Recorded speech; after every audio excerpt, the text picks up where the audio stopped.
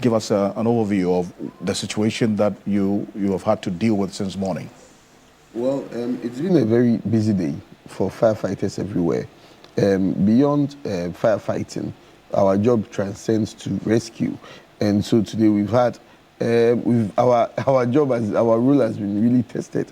Well, we've seen fires, we've seen rescue. As I speak to you right now, there's a building collapse at Tabora around the building Gulf has collapsed at Tabora. Exactly, at the as Gulf we speak. Exactly. So and our personnel when did you there. get this distress call? We got the call around 30 minutes ago. 30 minutes ago. So we dispatched our rescue team from our headquarters to the scene. And so they are currently there trying their best to help rescue people from the rubbles.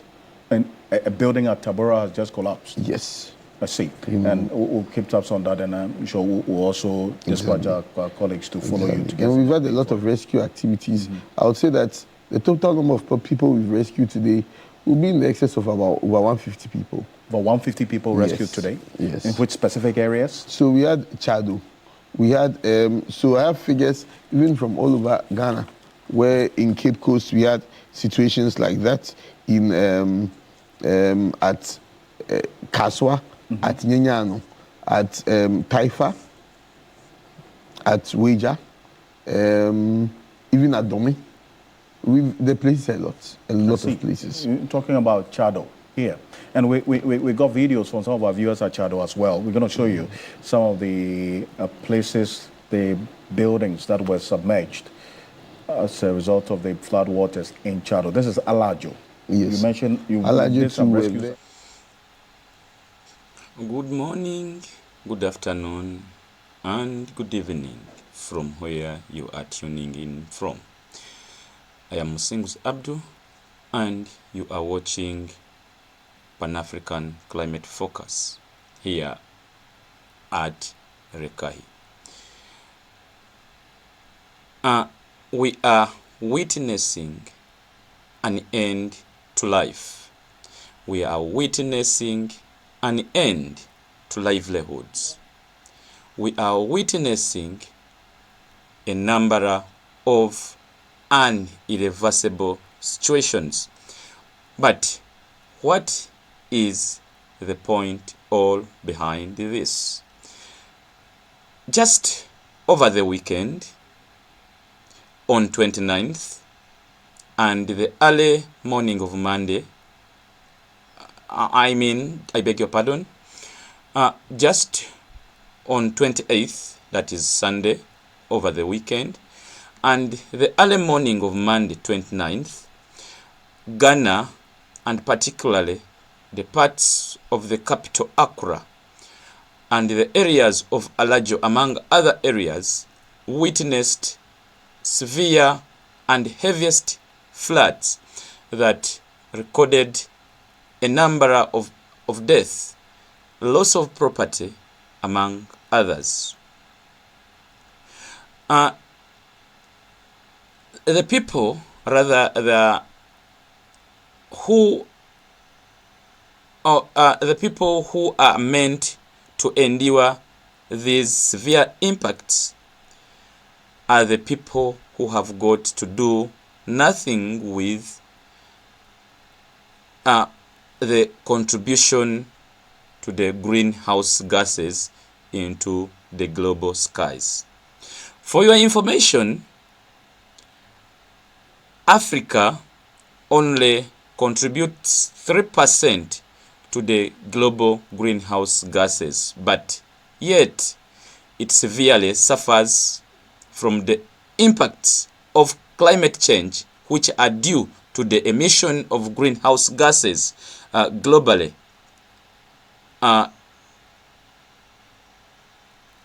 Historically, Africa has contributed less towards the emissions because it has got less industries. So this one highlights the urgency of covering the gap today, but not later, in the loss and damage and the gap in adaptability or adaptation finance, as we have time and again highlighted that there is urgency for covering the gap in adaptation and making available the finances in the losses and damage. Before we delve too much into our discussion today, let's first watch what exactly transpired during that fateful night. An excavator works to retrieve vehicles from the bottom of the Alajo drain as devastated owners watch on in despair. Bernard Amakwapia stands at the center of the painful aftermath. Our own is 7. 7 vehicles. Please. 7, but we don't know. But now we see the MP. MP is here. So he said he will remove all the cars. He works at an auto mechanic shop that has lost at least 7 vehicles after Monday's devastating floods. The one we cannot maintain it, we will talk to the owner, then we see what we will do. So if you can repair it, then we continue from it. If you can, we give it to the scribes. Because it has been in the water about 5 days from now, from Monday to now. So it's 5 days, Monday, Friday is Friday. So it's 5 days. So, if you can really see what is exactly taking place, those are vehicles trying to be retrieved from the flooding waters. The waters that engulf the entire Accra and the parts of Alajo in Ghana. But what do I want to get out exactly from here? I want to get out the issue of the loss of livelihoods. When you see vehicles devastated in such kind of floods, when you see property getting devastated, when you see all banks, river banks and those trenches getting filled and the water flooding all over, it means it is trying to end people's livelihoods. It is trying to end lives. Just imagine people who have been doing transport. What is their fate from today onwards? You find there's somebody who has been having a vehicle that has been a source of his income, and today it's no more. It has been devastated in such kind of floods. It's not only stopping at the vehicles. There are very many people who have lost their property because they have been floating, they have been carried away by such kind of floods. You can see those such kind of floods are carrying different materials, but what is being carried is none other than properties of people. So houses, you can see them, they are submerged totally in water. So what does it mean for the life of those people? That's where I want us to reflect and put our attention. Let's continue. I don't think we can work on it. Maybe let's pray. Then we see what we do. Cars that once represented value and livelihood now lie mangled and beyond quick repair. Bernard is not alone. There are many standing beside the drain hoping for a miracle. In terms of the flooding, I see the waterways. We must clear the waterways beside the drains. And you see, like this place, like this, we should put some iron so that it will guide the distance. So that when there is a disaster, maybe at least the metals will guide it. Not everything will go inside. Member of Parliament for Ayawaso Central, Tubaso Abdul Rauf, says about 25 vehicles were swept into the drain. Running against time to ensure that we don't face a cholera outbreak or something like that. So currently we are doing our possible best to clear the electoral areas to ensure that we don't end up having some outbreak of any kind of sickness. But as we speak right now, the vehicle here is helping us remove all the vehicles that are stuck in the Odona River. Currently, we are looking at we've counted about close to 22 to 25 vehicles that are still in the river. We are trying to get them out. While efforts to provide relief items to victims continue, Tubazu appealed for support as the municipality is overwhelmed. To be honest, we are overwhelmed. Look, everybody is touched. Drinking water, people don't even have water.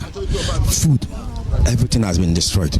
So I want to take this opportunity to call on anybody who can assist us. The truth of the matter is climate change is a threat multiplier. Now, you've got to imagine how much is going to be, how much a crisis is going to be multiplied through only these devastating floods that have happened on the 28th and 29th. We are talking about, you have heard, I think, the MP is trying to say that there could be an outbreak of the of cholera diseases. People have already run out of clean water. That is the magnitude to which the threat is being multiplied. People might only be thinking about the loss of livelihood. But I want you to imagine, sit down and imagine. Sit down and imagine what threat is going to culminate from all of this. Because as we shall see in the more clips we shall be watching, we shall witness that when the floods occurred, all villages went into blackout. Electricity supply companies and the grid companies all halted their supply of power. What did happen? Many areas lost business during such only small time. You can see that in some areas, you will see that in some areas where people have been operating market, there was a breakout of fire because of the electrification of the electricity that was going through, and it was into those markets, and it was interrupted by these floods. So really the problem goes beyond only the waters you see. It is beyond. Let's continue watching more other clips that highlight the problem, or we can continue with this same clip.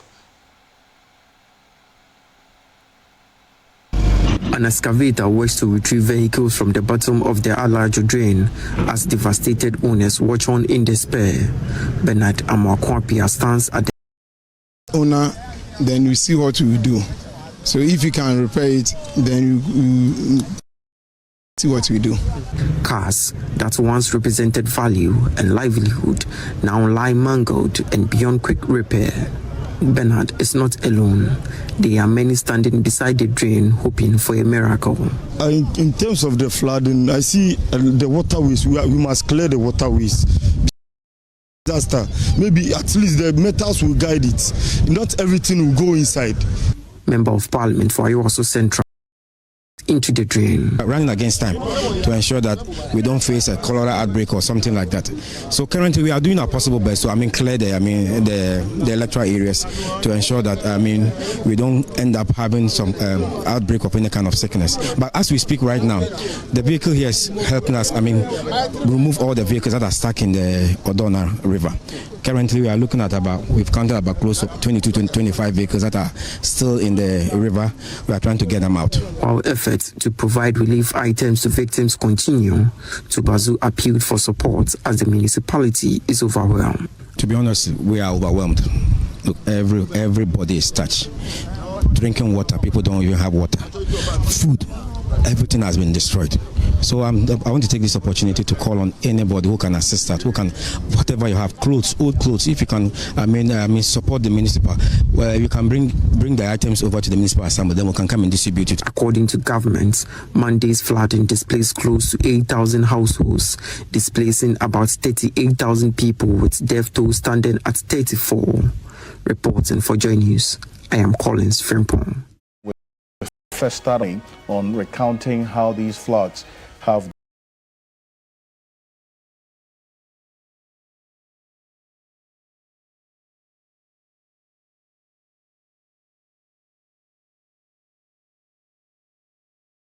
devastated most parts of the Greater Accra region, and this from the Kwame Nkrumah interchange.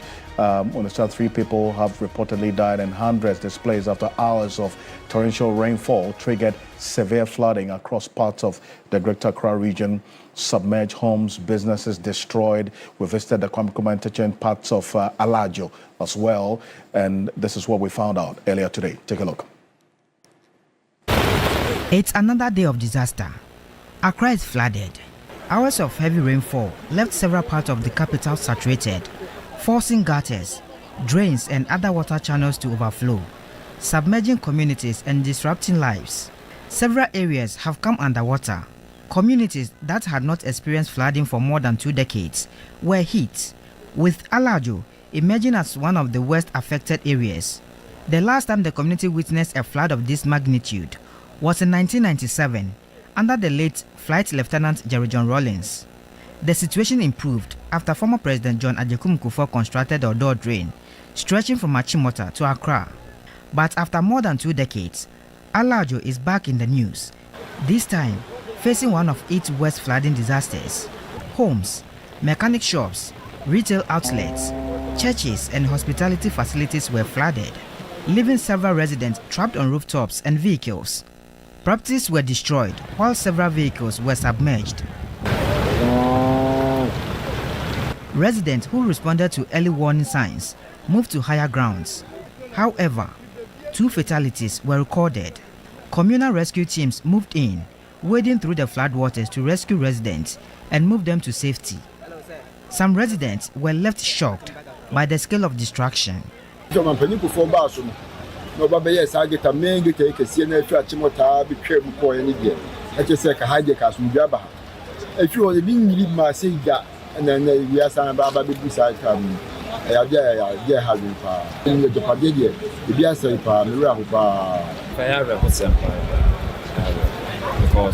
amount for Japadia, normally be stores be in a actual amount for. Let's say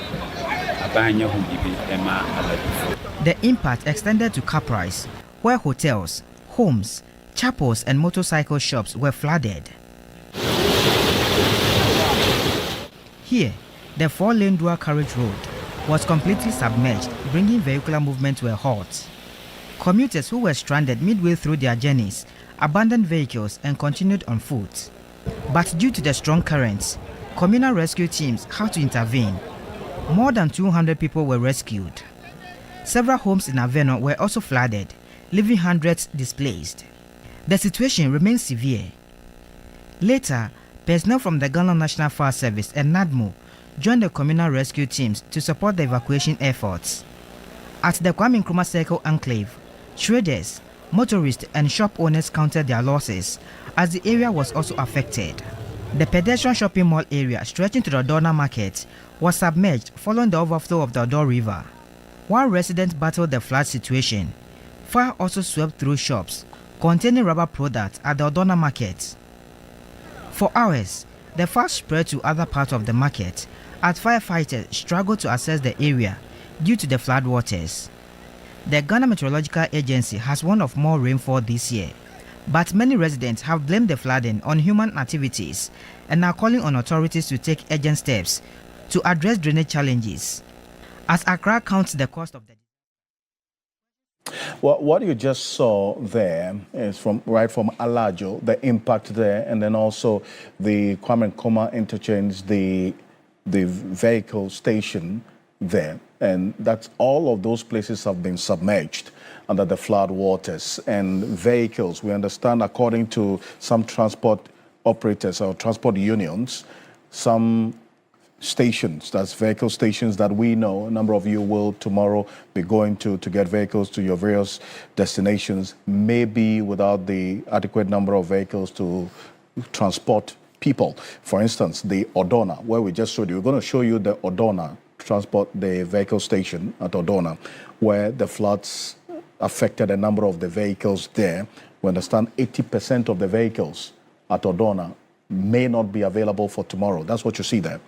A number of the vehicles affected by the floods earlier today, 80% may not be available. We also understand that Malam, for instance, will have 90% of the vehicles at the Malam station will not be available because of the floods that affected them. Also, Kaneshi, 40% of the vehicles may not be available for commuters. So that's how troubling this particular situation is as we speak. And it's not... So, yes, as the news anchor is trying to highlight, that is the trouble the people are meant to be facing when this kind of floods do happen, and mostly in Africa. As he has highlighted that people were not able to access their workspaces. So imagine how much livelihood, how much economy, how much finance is lost in such kind of impacts. So it demonstrates why exactly there is urgency for the loss and damage finance gap to be covered. The needs of the loss and damage funds, those $1 billion need to be provided to take care of this kind of impacts. The adaptation finance needs to be financed. All countries, developed countries, need to fulfill their commitments towards providing these finances, such that Africa, which is known for having little to contribute to the greenhouse gases, can recover from such kind of impacts that are every time and again exposing their lives to the brink. Let's see what the president of Ghana had to say after these kind of floods took place on that same day.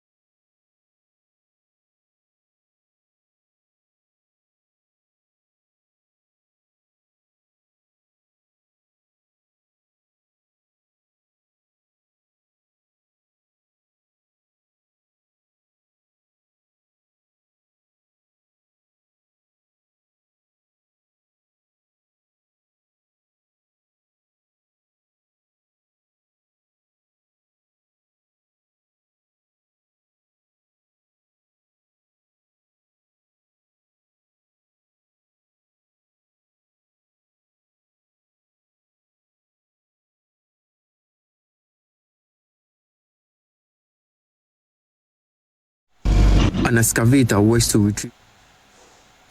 Give us an overview of the situation that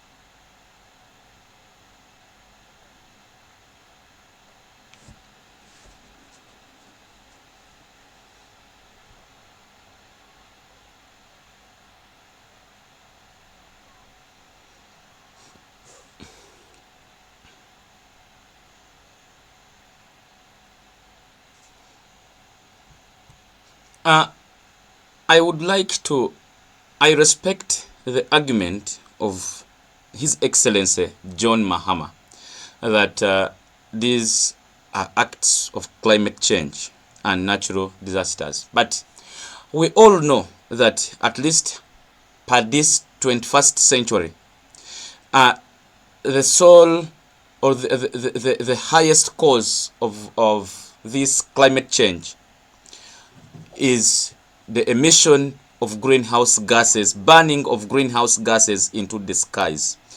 And the result, or the most activities that have been a result of this emission of these greenhouse gases, has been the burning of fossil fuels. Let's not forget that. And let's not try to evade the point. At least time and again, we have committed ourselves, we have made commitments to reduce the burning of fossil fuels. But reports are indicating time and again, fossil fuels are being burnt more and more.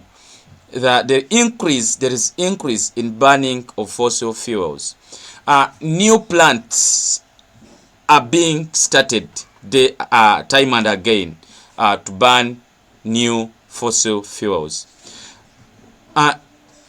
Much as we say that these ones are act of God, but let's not forget the acts from our own actions that are causing the greenhouse gases to be emitted into the skies, that are causing the global warming to heat up, to cause these floodings, to cause droughts, among other things. Let's continue.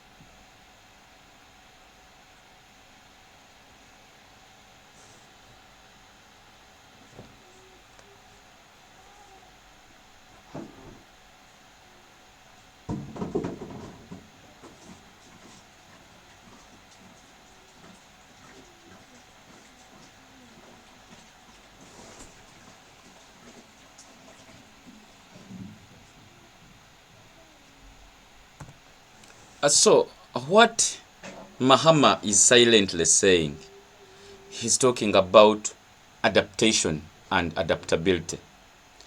In his speech, you can listen to him very well that we need to manage wastes. We need to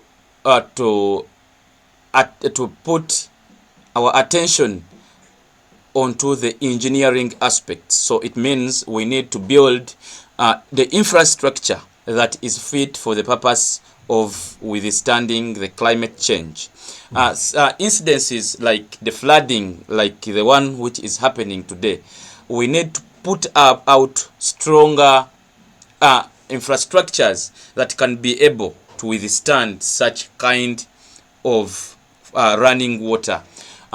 So there is no any African countries that can do these ones without the finance, the adaptation finance that is needed. Let's the whole globe not leave the burden onto the Africans, but let every developed countries, every developed country fulfill its commitment under the Paris Agreement to contribute to the target of its commitment, and such that Africa can be helped to recover from the mistake that it has nothing to contribute much to historically. Let every country fulfill the commitment to help African countries. We are tired of saying these kind of impacts are taking away our livelihoods, taking away the livelihoods of our people, smashing the infrastructure our people are meant to build time and again, year after year. They are meant to go back to level 0.